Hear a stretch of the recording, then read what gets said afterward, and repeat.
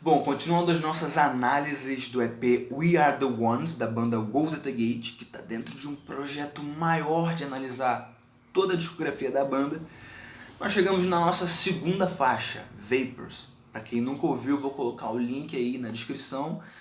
Ela começa com uma guitarrinha média, suave, tranquilinha, um chimbal, daqui a pouco ela te dá um socão na cara e não para mais. Só no finalzinho que ela dá uma quebrada, entra numa outra vibe. E todos esses encaixes de momento conversam com a temática que ela apresenta e com o desenvolvimento do tema que ela vai colocando pro ouvinte. E falando em tema, nós voltamos com aquela ideia de que esse EP tem uma linha narrativa. Isso é uma hipótese, mas vamos pensar sobre isso. A primeira faixa, nós vimos que é uma citação de Atos dos Apóstolos, onde Paulo estava se despedindo dos anciãos porque ele iria morrer.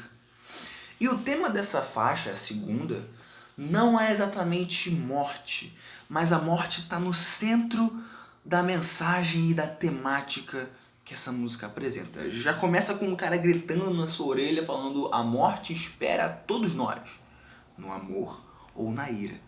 O que isso quer dizer, no amor ou na ira? Numa perspectiva cristã, numa perspectiva bíblica, nós entendemos que o ser humano é mau e Deus é completamente justo e soberano. E o Deus soberano que governa sobre todo o universo tem por objetivo manter a ordem, a paz. E o ser humano, com o pecado, traz coisas ruins para esse ambiente que Deus criou. Portanto, a condenação para o ser humano é justa e é iminente, porque Deus vai condenar aquele que fizer coisas erradas. E essa condenação pode vir a partir da ira ou do amor.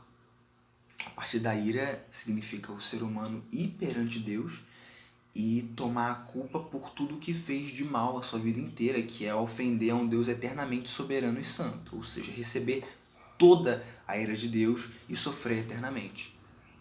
Já receber esse julgamento, essa punição no amor, já não é mais receber punição, é ser julgado em Cristo. Entender que Cristo, o Filho de Deus, veio para salvar homens perdidos, encontrá-lo, ser modificado por ele, entender que foi salvo. No caso, a partir do momento que você é justificado, isso já acontece, mas todo esse processo vem junto. Você então é julgado em Cristo, se isso acontece contigo. E aí você é julgado no amor e não na ira. Mas no amor ou na ira, a morte é uma certeza. E ele começa então a refletir sobre essa morte, até que chega um momento que ele diz: você sumiu e a gente não esperava por isso. E aí, voltando aí a esse assunto de narrativa, nós podemos pensar que talvez que essas duas faixas fossem literais, não olhando de uma perspectiva narrativa. A primeira faixa são eles falando do que eles se propõem a fazer, defender o evangelho que eles creem ser genuíno, o evangelho bíblico. E a segunda faixa, talvez um amigo morreu e eles fizeram essa faixa em homenagem ao amigo. Ou nós podemos abraçar a ideia de que existe uma narração sendo feita e pensar que eles fizeram essas coisas de forma fictícia. De fato, eles pegaram emprestado o texto de Atos, mas colocaram num personagem fictício, que veio e se despediu dos seus amigos. Mas os amigos não acreditaram muito, até que a pessoa morreu. E aí, quando ela morreu, isso impactou a galera, né? Caramba, ele morreu. Isso começa a gerar essa reflexão sobre a morte. Até que chega no refrão, ele diz: na morte nós vemos que nós somos como vapores. Continua. A vida então se torna o que nós tentamos apreciar. Afinal, se nós somos vapores, o que nós temos para apreciar é a vida aqui e agora, né? Mas quando tudo é retirado, ele continua no refrão, tudo tirado de nós, só o que sobra são longas noites para chorar e orar.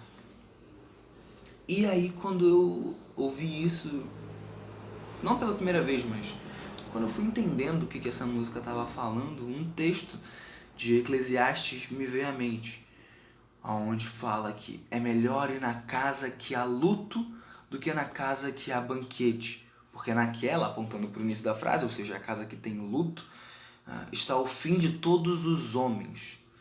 E os vivos o aplicam ao seu coração. Os vivos aplicam esse fim, olham para o fim de todos os homens, que é a morte, e refletem sobre aquilo. E aí, como eu me lembrei de Eclesiastes 7, eu fui ler Eclesiastes 7 todo e não somente esse versículo separado. Para quem não sabe, Eclesiastes é um livro da Bíblia escrito pelo rei Salomão, que foi o rei mais sábio de Israel.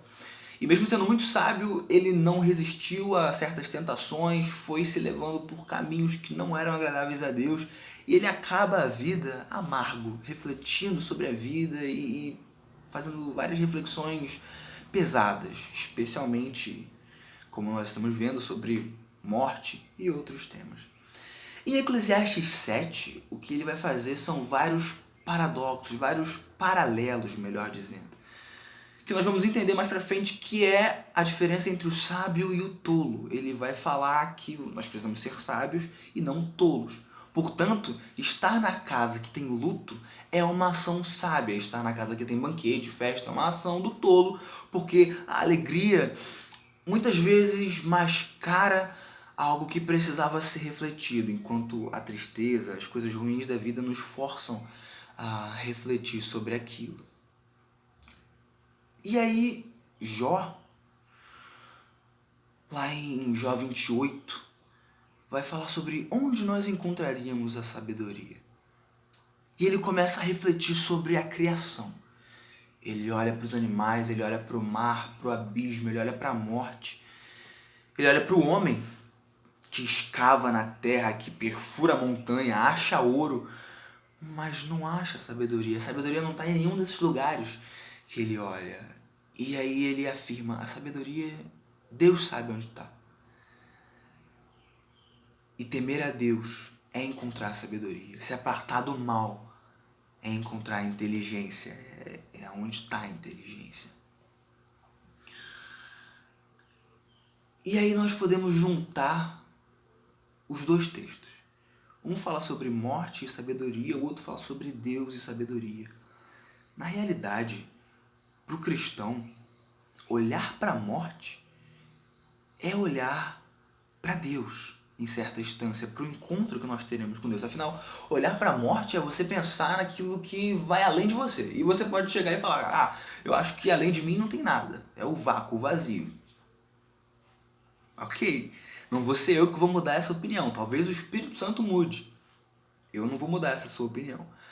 Agora, se você olha para aquilo que vai além de nós e pensa, opa, existe algo além disso. E chegamos então à conclusão de que Deus existe, que Deus é verdadeiro. Pensar sobre o fim das coisas é pensar sobre Deus. É pensar sobre como, além desse físico, além dessas coisas aqui materiais, Deus planejou algo. Um ser pensante nos inventou e nos imaginou e nos colocou aqui. E aí Salomão, nesse texto de Eclesiastes, vai dizer que o final de todas as coisas é melhor do que o princípio delas. Então veja, pensar sobre a morte é um passo para se adquirir sabedoria. Estar com Deus é estar com a sabedoria. Pensar sobre a morte é pensar em Deus. Portanto, se essa música reflete sobre a morte, além dela ser uma reflexão sobre a morte, ela acaba sendo um caminho para se adquirir a sabedoria. E aí depois disso, depois de refletir sobre a morte, e claramente de uma perspectiva cristã, como a música deixa muito claro, o autor começa a... Cara, eu quero seguir a Deus, é o que o autor fala, o eu lírico. Eu preciso seguir a Deus. E ele começa a canção triste e termina a canção pensando na glória de Deus e como passar por essas coisas ruins da vida não são tão significantes, porque no final existe uma eternidade boa. E por isso Salomão fala que o final das coisas é melhor do que o seu início.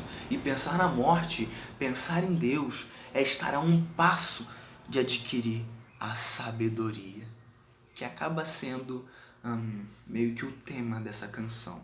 Refletir sobre a morte e acabar, por conta disso, adquirindo sabedoria. Eu espero que esse vídeo tenha te alegrado, tenha trazido coisas boas para você. Que Deus te abençoe.